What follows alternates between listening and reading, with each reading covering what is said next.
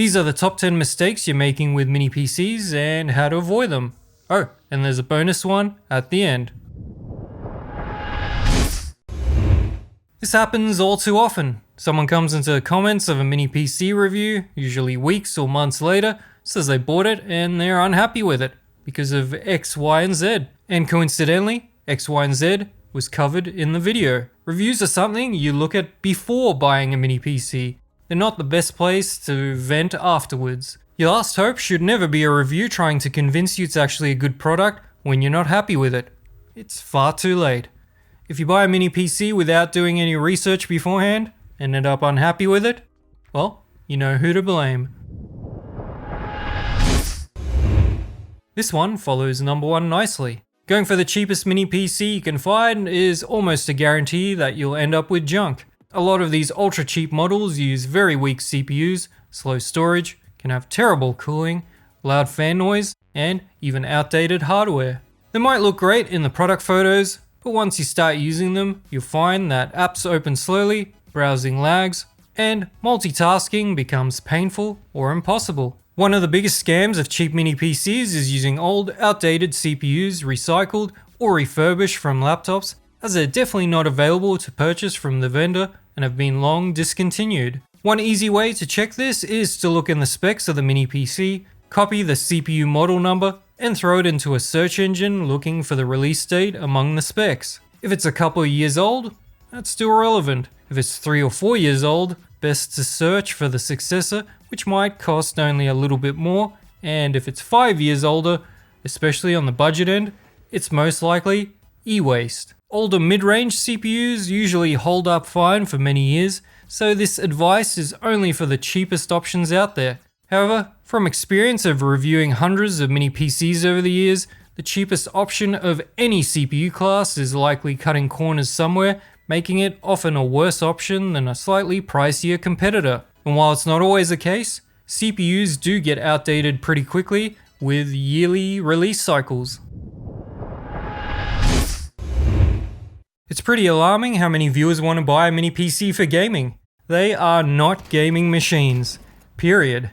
Your average unit comes with integrated graphics, and while these have improved in leaps and bounds, they are far behind gaming desktops with discrete graphics cards. Simple indie games, esports, and older AAA games can play decently to pretty well at 1080p with varying quality settings, but expectations need to be kept in check. If you don't know what the mini PC can do, look up a review where games are often tested. Another way of finding how game X will approximately perform is to search it up on YouTube along with a CPU model to find a video covering it. Some larger mini PCs do come with discrete graphics chips, and these are usually the laptop variants, which again will not be as good as the desktop models for gaming. This is a big one. Since the majority of mini PCs use integrated graphics, they rely on the speed and bandwidth provided by the system RAM to function. Having 2 sticks doubles the effective bandwidth and can in some cases provide close to twice the GPU performance. Some minis are pre-built with just 1 stick of RAM, leaving you not only with muted integrated graphics performance, as the CPU side is also affected. There are exceptions like Intel's Alder Lake N series, which only supports a single RAM stick, but otherwise, no mini PC should come pre-built that way, ever. A genuine review will go over this, but if the RAM configuration is not shown or mentioned, you can be sure you're looking at an influencer and not a reviewer. And in my book, influencer is a dirty word. This isn't always possible, but you want to buy your mini PC locally, such as from Amazon or the official website if they have a warehouse in your country. This makes returns and warranty claims much easier. Sending a mini PC to China is not cheap, so check locally first before making the plunge internationally. Unfortunately, in some countries, consumers have no other option and can only get certain mini PCs from AliExpress and the like. Alright, I'm guilty of this one myself. Mini PCs are delicate machines, often with ribbon cables and wires attached to various components or parts of the case. Those buying a barebones mini which needs RAM and storage, or those trying to repair or replace components, need to be careful while opening their unit, as it's easy to break something.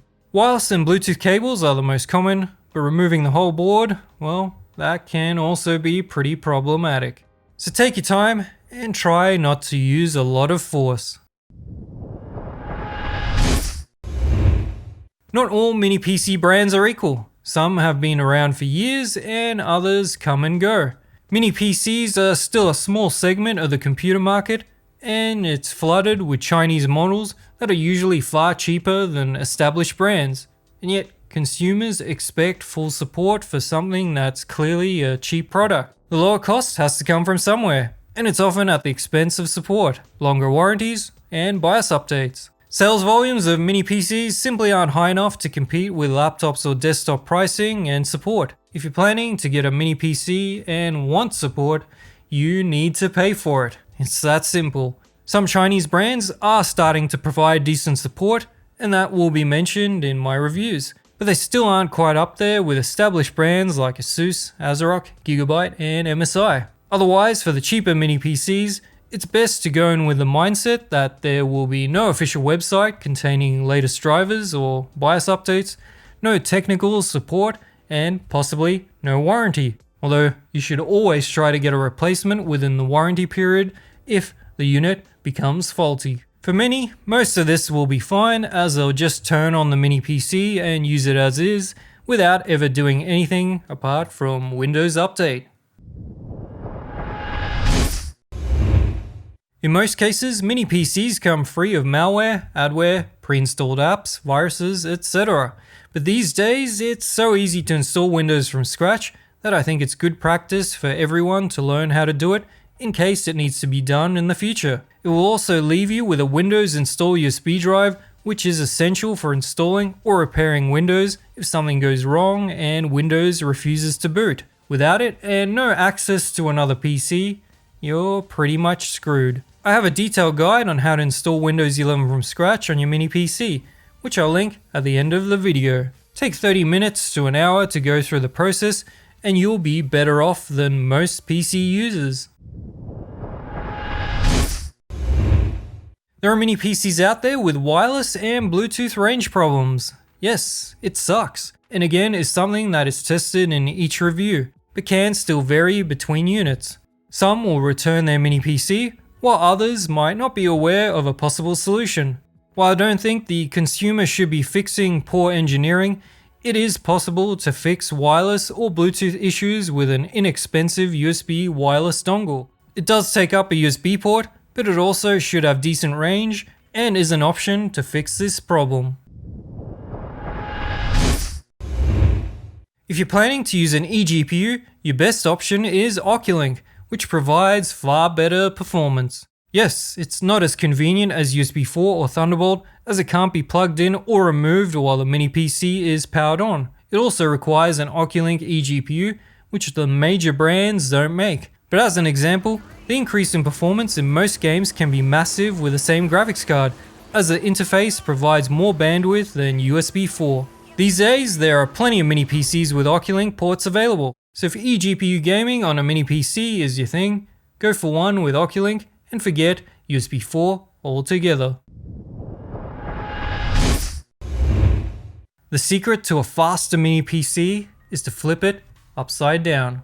Yep, it'll be our little secret. While this can help a mini PC which has poor cooling and uses the bottom for air intake, that's not the actual bonus tip. What I did want to add is that when you are opening your mini PC, do keep track of the screws. It's pretty often that more than one size is used, and I find filming the process of opening the mini helps if there are a lot of bits and pieces, so you don't end up with parts or screws at the end that don't seem to fit anywhere.